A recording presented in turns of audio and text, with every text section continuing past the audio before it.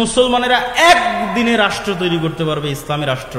শুধু বলতে হবে যে হিন্দুরা যেমন সাহস করে বলতে পেরেছে যে না আমাদের হিন্দুত্ববাদকে আমরা রাষ্ট্রের প্রতিষ্ঠা করব, মুসলমানদেরকে সাহস করে বলতে হবে যে না আমরা কট্টরভাবে ইসলামে বিশ্বাসী এবং রাষ্ট্রে ইসলাম প্রতিষ্ঠা করব। যখন কট্টরভাবে বলতে পারবেন সেই দিন রাষ্ট্র প্রতিষ্ঠা হয়ে গেছে। আসাবিয়া, খুব শক্ত হতে হবে নিজের দিনের উপর, নিজের ধর্মের উপর। এটাই স্বাধীনতা, এটাই ইসলামী রাষ্ট্র প্রতিষ্ঠার মূল শর্ত। এবং উখুওয়াত, ভ্রাতৃত্বও তৈরি হবে মানুষের ইসলামিক আইডিওলজির উপর ভিত্তি করে, কালিমাতু লা ইলাহা ইল্লাল্লাহর উপর ভিত্তি করে। 2 নম্বরে উনি বলছেন রাষ্ট্র প্রতিষ্ঠার জন্য ন্যায় লাগবে। রাষ্ট্র টিকে থাকে ন্যায়ের উপর ভিত্তি করে। কেন রাষ্ট্রের বিচারকরা, রাষ্ট্রের সরকারেরা মূলত আল্লাহ সুবহানাহু ওয়া তাআলা যে দায়িত্ব পালন করে থাকেন সেই দায়িত্ব পালনের কাজ করে। আল্লাহ বিচার করবেন, তিনি সকল বিচারকের বিচারক, বিচার করা তার দায়িত্ব, পৃথিবী পরিচালনা করা তার দায়িত্ব। তাহলে সাময়িকভাবে যখন আপনি রাষ্ট্র ক্ষমতার মালিক, তখন আপনি কি কুলিল্লাহুম্মা মালিকাল মুলকি তুতিল মুলকা মান তাশা, আল্লাহর এই বিশাল রাজত্বের মধ্যে আল্লাহ সুবহানাহু ওয়া তাআলা সামান্য সময়ের জন্য পৃথিবীর একটা সামান্য অংশের সামান্য ক্ষমতা আল্লাহ সুবহানাহু ওয়া তাআলা আপনার হাতে দিলেন। তো এই জন্য এখানে ন্যায় লাগবে। ন্যায় ছাড়া আল্লাহ সুবহানাহু ওয়া তাআলার আদর্শের সাথে মিলবে না। এখানে আল্লাহ ন্যায় পরায়ণ। ন্যায় যেখানে নাই ওই রাষ্ট্র ব্যবস্থা ভেঙে পড়বে। গত 16 বছর যে রাষ্ট্র ব্যবস্থা চলেছে ভেঙে গেছে, টিকতে পারেনি। ন্যায় না থাকলে কোনো রাষ্ট্র ব্যবস্থা টিকবে না। আসাবিয়া লাগবে, নিজের দিনের উপর শক্ত হতে হবে। 2 নম্বর, ন্যায় প্রতিষ্ঠার প্র্যাকটিস শুরু করতে হবে। 3, মুকাদ্দাম ইবনে খালদুনে তিনি লিখেছেন যত রাষ্ট্র ধ্বংস হয়ে গেছে ভোগ বিলাসিতার কারণে, এবং 4 নম্বর দুর্নীতির কারণে ধ্বংস হয়ে গেছে। ইসলামী রাষ্ট্র মানে সবাই হিজাব করবে, সবাই পর্দা করবে, সবাই নামাজি হবে, এটা তো অবশ্যই আছে। কিন্তু সবাই ধরেন সালাত আদায় করলো, সবাই হিজাব করলো, পর্দা করলো, কিন্তু সবাই একজন আরেকজনের উপর জুলুম করতেছে, তাহলে এটা ইসলামী রাষ্ট্র নয়। সবাই উমরা করে এসে, হজ করে এসে, রাতে তাহাজ্জুদের সালাত আদায় করে এসে ঘুষ খাচ্ছে, সুদ খাচ্ছে, মানুষকে হত্যার আদেশ দিচ্ছে, এটা ইসলামী রাষ্ট্র নয়। ইসলামী রাষ্ট্র মানে যেখানে প্রত্যেকটা মানুষ তার ন্যায় বুঝে পাবে, 1 টাকাও দুর্নীতি হবে না, সেটা ইসলামী রাষ্ট্র। যে রাষ্ট্রের দুর্নীতি আছে ওই রাষ্ট্র টিকবে না, যে রাষ্ট্রে অন্যায় আছে ওই রাষ্ট্র টিকবে না, আর যে রাষ্ট্রের মানুষ ভোগ বিলাসী সে রাষ্ট্র টিকবে না। আর সবাই চাইবে যে আমরা ভোগ বিলাসী থাকি। আমি সব শেষে বলবো যে আমরা কিভাবে ইসলামী রাষ্ট্র প্রতিষ্ঠা করতে পারি, সব শেষে গিয়ে আলোচনা করব। এখন সারমর্মে চলে আসি যে আমাদের কাছে সমাধান আছে, কিন্তু আমরা এই বিশাল গোলক ধাঁধায় পড়ে গেলাম কিভাবে? আমাদেরকে ইউরোপিয়ানরাই এই গোলক ধাঁধায় ফেলে দিয়েছে। ফেলে দেওয়ার সুযোগ কখন পেল? ফেলে দেওয়ার সুযোগ পেল যখন সমগ্র বিশ্বে ইউরোপীয় উপনিবেশ প্রতিষ্ঠিত হল। 200 বছর যাবৎ প্রায় সমগ্র বিশ্বে ইউরোপ দখল করে নিয়েছিল। এই ইউরোপীয়, আজকে মুসলমানদের যত সমস্যা, সব সমস্যার গোড়া হচ্ছে ইউরোপীয় উপনিবেশ। আজকে বাংলাদেশ, পাকিস্তান, ভারত মানচিত্রের সীমানা কে এঁকে দিয়েছে? কাশ্মীর সমস্যা কে এঁকে দিয়েছে? রোহিঙ্গা সমস্যা কারা তৈরি করেছে? ইউরোপীয় উপনিবেশ। আজকে সুদান পরস্পরে মারামারি করতেছে, কে তৈরি করেছে? আফ্রিকার দেশগুলোকে পরস্পরের মধ্যে কারা ভাগ করে নিয়েছে? স্পেন ভাগ করে নিয়েছে, ফ্রান্স ভাগ করে নিয়েছে, ইতালি ভাগ করে নিয়েছে। আফ্রিকার মুসলিম দেশেরা তাদের স্বর্ণ নিজের ইচ্ছামতো বাইরে বিক্রি করতে পারবে না, নিজের কেন্দ্রীয় ব্যাংকে টাকা রাখতে পারবে না, ইচ্ছামতো বাইরের দেশ থেকে অস্ত্র কিনতে পারবে না, এগুলো বলে এখনো তাদেরকে গোলাম করে রেখেছে। অথচ পৃথিবীর সবচেয়ে বেশি খনিজ সম্পদ আফ্রিকায় আছে, অথচ পৃথিবীর সবচেয়ে গরিব আফ্রিকার মানুষ। এত বড় বৈপরীত্য জুলুম কারা টিকিয়ে রেখেছে? ইউরোপ টিকিয়ে রেখেছে, ফ্রান্স, ইতালি, স্পেন টিকিয়ে রেখেছে। আজকে ফিলিস্তিনের সমস্যা কারা তৈরি করেছে? একই ভাষায়, সব আরবি ভাষায় কথা বলতেছে। সৌদি, কুয়েত, কাতার, বাহরাইন, ফিলিস্তিন, ইরাক, ইরান, সিরিয়া, লেবানন, মিশর, আলজেরিয়া সব আরবিতে কথা বলছে। অথচ এক দেশের সাথে আর এক দেশের শত্রুতা, মারামারি, গন্ডগোল। সুদানের মধ্যে মুসলমানেরা মারামারি করতেছে। তো এদের সব এক দেশ থেকে আর এক দেশের মানচিত্রগুলো কারা তৈরি করেছে? ইউরোপেরা তৈরি করেছে। ফিলিস্তিনের মানচিত্র কে তৈরি করেছে? ইসরায়েলের, ওর মধ্যে ইউরোপেরা তৈরি করেছে। মুসলমানদের যে কোনো সমস্যার গোড়ায় হাত দিবেন, দেখবেন ইউরোপীয় উপনিবেশ। ইউরোপীয় উপনিবেশের গোলামির চিহ্ন এখনো মুসলমানেরা বহন করে বেড়াচ্ছে। তো তখনই তারা আমাদের এই রাষ্ট্র কাঠামোটাকে এমন অবস্থায় দাঁড় করিয়ে গেছে যেন এখানে ইসলামী রাষ্ট্র কাঠামো আর প্রতিষ্ঠিত করা সম্ভব না। তাহলে আমাদের বাংলাদেশ, আমাদের আজকের পাকিস্তান, এটা কোন কাঠামোর উপর দাঁড়িয়ে আছে? যতই 1947-এ বলেন যে স্বাধীনতা পেয়েছে, যতই বলেন 1971-এ স্বাধীনতা পেয়েছে, আপনি বাংলাদেশের পুলিশ আইন বের করেন, বাংলাদেশের ফাউন্ডেশনের অনুমোদন হবে সেটার আইন বের করেন, যে কোনো আইনে হাত দেন, সব ব্রিটিশ কাঠামোর উপর দাঁড়িয়ে আছে। কাঠামো ওটাই, কাঠামো চেঞ্জ হয়নি। তাহলে ডেমোক্রেটিক সিস্টেম, সেকুলার সিস্টেম, এগুলো ইউরোপেরা তাদের সমস্যার সমাধান করার জন্য আবিষ্কার করেছে। তারপরে মুসলমান দেশগুলোকে যখন তারা দখল করে নিয়েছে, তখন এই জিনিসগুলোই তারা মুসলমানদের উপর চাপিয়ে দিয়েছে। নাও এটাই তোমাদের সমস্যার সমাধান। তোমরাও অন্ধকার যুগে ছিল। আরে মুসলমানরা তো কোনোদিন অন্ধকার যুগে ছিলই না। মুসলমানদের ইতিহাসে কখনো খেলাফতি নিজামে এত জুলম, এত অত্যাচার, এত হত্যা কখনোই হয়নি। গত 100 বছরে খেলাফতবিহীন অবস্থায় যত অত্যাচার, যত জুলুম, যত হত্যা হয়েছে। সম্মানিত উপস্থিতি, তাহলে আমাদের বুঝতে হবে যে ইসলামের রাজনীতি আছে, ইসলামের রাষ্ট্র ব্যবস্থা আছে। আবার গণতন্ত্রই যে একমাত্র মুক্তি, এটাও চরম ভুল। আবার আমি রাজনীতিও করব না, এটাও চরম ভুল।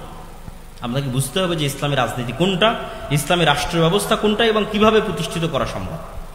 এবার বাস্তব উদাহরণে আসি, একদম প্র্যাকটিক্যাল উদাহরণে আসি। এই যে জুলাই বিপ্লবের কথা বলা হয়, 2000 মানুষ জীবন দিল।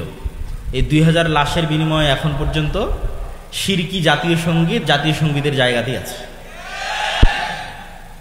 কি হয়েছে? কিছু হয়নি।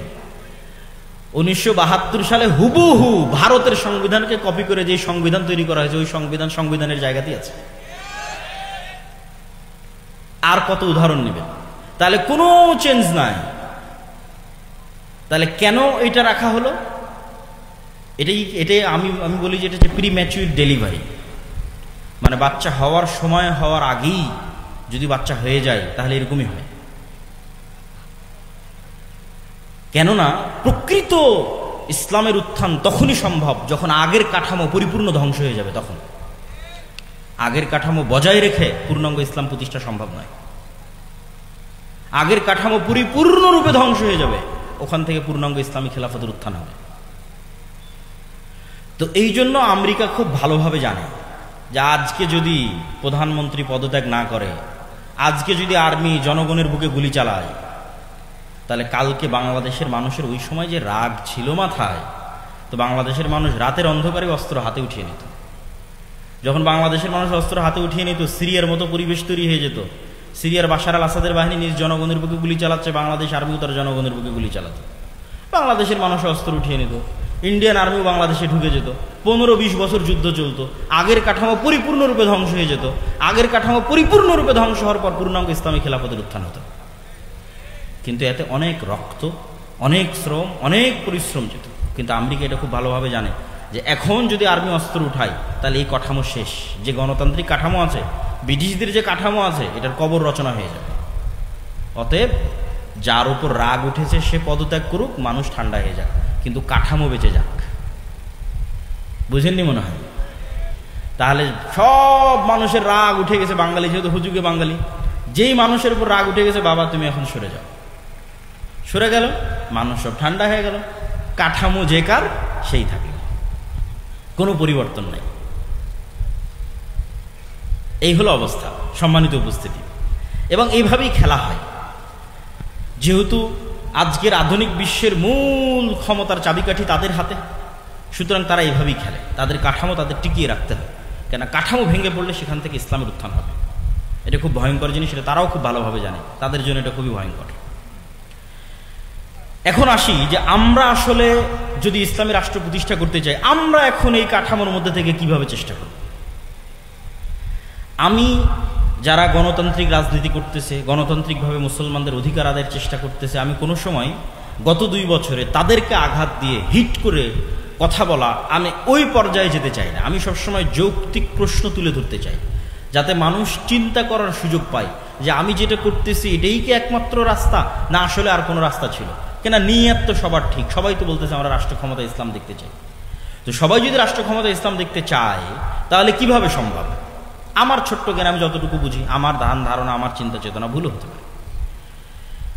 আমি মনে করি 1 নাম্বার, ঈমান বিল গায়বের ওপর যদি সর্বোচ্চ লেভেলের ইয়াকিন না থাকে, আজকে যদি বাংলাদেশের সকল মানুষ আমাকেও ভোট দেয়, আমি বাংলাদেশের ক্ষমতায় গিয়ে ইসলাম প্রতিষ্ঠা করতে পারবো না।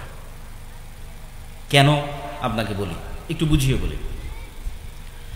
আজকে আপনি যত সুযোগ সুবিধা ভোগ করতেছেন, বিদ্যুৎ চলতেছে, জেনারেটর চলতেছে, ক্যামেরা চলতেছে, মোবাইল চলতেছে, ইন্টারনেট, নেটওয়ার্ক, বিদেশে হাজার হাজার মানুষ কাজ করতেছে, আমেরিকাতে, ইউরোপে, সৌদি আরবে ইনস্ট্যান্ট টাকা বাংলাদেশে পাঠিয়ে দিচ্ছে। বাংলাদেশের সাথে সারা বিশ্বের কত বড় বড় ব্যবসায়ী ডলারের ভিত্তিতে ব্যবসা করতেছে।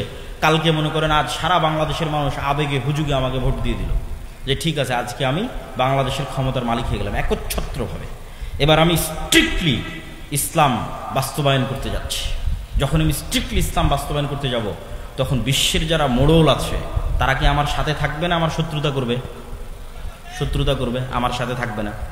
তাহলে বিশ্বের মোড়লরা যখন আমার সাথে শত্রুতা করবে, আমি আপনাকে বিদ্যুৎও দিতে পারবো না, আপনার বাড়িতে এসিও চলবে না, আপনার বাড়িতে ফ্যানও চলবে না, তারপর আপনি বহির্বিশ্বের সাথে ব্যবসা করতেছেন সেটাও চলবে না, খুব ভোগবিলাসী জীবনযাপন করছেন সেটাও চলবে না, আইফোন ইউজ করতে পারবেন না, তারপর হয়তো অ্যান্ড্রয়েড ফোন ইউজ করতে পারবেন না। যত রকমের বাধা তৈরি হতে পারে, সংকুচিত হয়ে যেতে পারে আপনার রিজিকের রাস্তা, আপনার আরামায়েশের রাস্তা, ভোগবিলাসের রাস্তা, যতভাবে আমেরিকা পাবন্দি দিয়ে মানে এই রাষ্ট্রের উপর পাবন্দি চাপিয়ে যতভাবে আপনাকে সংকুচিত করবে, তখন আপনার বাঁচবেন কিভাবে? বাঁচার রাস্তা কি?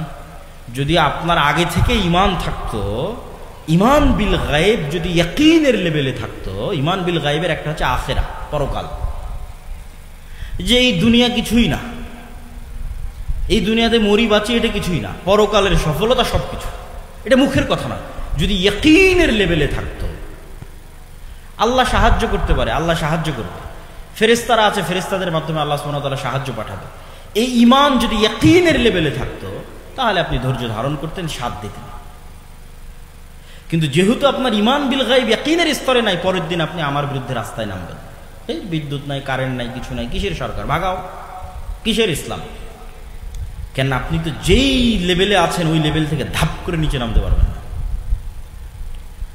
আফগানিস্তান ওরা টিকে গেছে কেন? পরিপূর্ণ ধ্বংস হয়ে গেছে, মানুষের চাহিদাই নাই। 40 বছর থেকে যুদ্ধ চলতে চলতে মানুষের চাহিদাই নাই। কোনো মতে যদি জীবনের নিরাপত্তা পাওয়া যায়, কোনো মতে যদি ন্যায় বিচারের নিরাপত্তা পাওয়া যায়, সেটাই আমাদের জন্য যথেষ্ট। তখন টিকে গেছে। তাহলে ঈমান বিল গায়ব লাগবে ইয়াকিনের স্তরে, অন্তত 90% মানুষের। তো মানুষের যতক্ষণ ঈমান ঠিক না হবে, ততক্ষণ আমি ক্ষমতায় গেলেও এদেশে ইসলাম চালাতে পারবো না, এদেশে ইসলাম প্রতিষ্ঠা এবং পরিচালিত করতে পারবো না। কম্প্রোমাইজ করতে হবে, কেন মানুষের ঈমান নাই, ঈমান নষ্ট হয়ে গেছে। এই জন্য আল্লাহর পথে যাত্রা এই বইটা পড়তে হবে।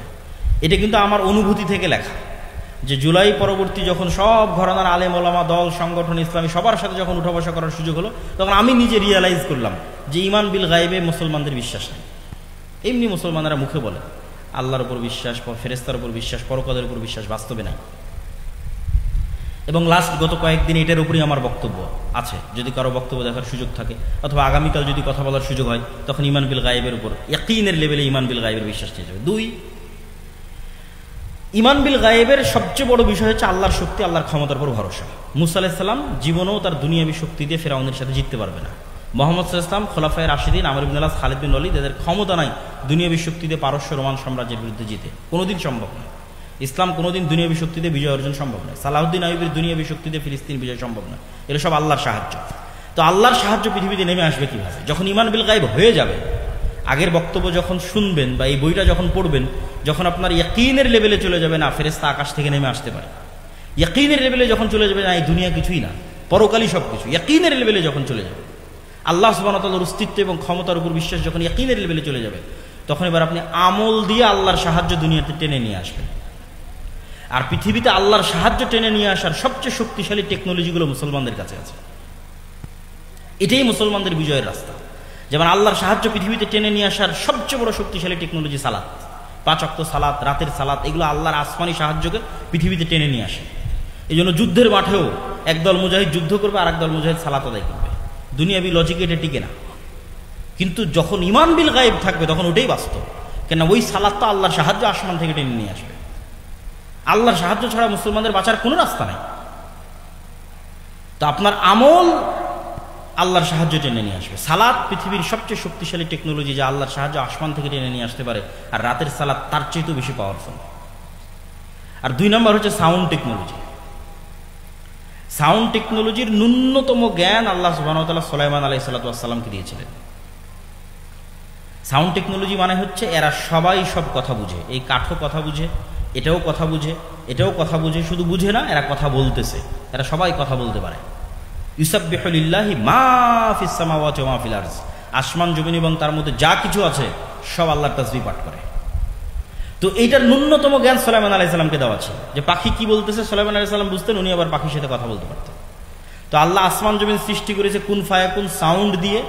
আল্লাহ পৃথিবী আসমান জমিন ধ্বংস করবে ইসরাফিলের বাঁশির আওয়াজ, সাউন্ড দিয়ে। সাউন্ড টেকনোলজি সবচেয়ে পাওয়ারফুল। তো এই সবচেয়ে পাওয়ারফুল জিনিসটা মুসলমানদের কাছে দেওয়া আছে। এই জন্য সর্বশ্রেষ্ঠ মুজিজা হচ্ছে কোরআন। কেননা কোরআন কার সাউন্ড বলেন তো? কোরআন কার আওয়াজ? এটা আল্লাহর আওয়াজ, আল্লাহর সাউন্ড, এই সবচেয়ে পাওয়ারফুল। এবং জিকির প্রভাব সৃষ্টি করে, কেন এগুলো সব কিছু সাউন্ড বুঝে এবং ফিল করতে পারে। যেমন ওয়েভ, আমরা যে আমার ওয়েভের মধ্যে দিয়ে আমার সাউন্ড লাইভে আমেরিকায় বসে মানুষ শুনতেছে, এটা ওয়েভের মধ্যে দিয়ে ভেসে আমেরিকা যাচ্ছে। ওই ইসরায়েল তার ওয়েভ অন করে দিয়ে মোবাইলের বিস্ফোরণ ঘটাচ্ছে, ইরানের বিজ্ঞানীদের রুমের মধ্যে বিস্ফোরণ হয়ে যাচ্ছে, কেন ওই ওয়েভটা মোবাইল রিসিভ করতেছে। তো মোবাইল যেমন ওয়েভ রিসিভ করে, এই মোবাইল সাউন্ডও বুঝে। এই জন্য জিকির সবচেয়ে পাওয়ারফুল, কোরআন সবচেয়ে পাওয়ারফুল। এই জন্য কিয়ামতের পূর্ব মুহূর্তে মুসলমানদের তাকবীর ধ্বনিতে শহর বিজয় হয়ে যাবে।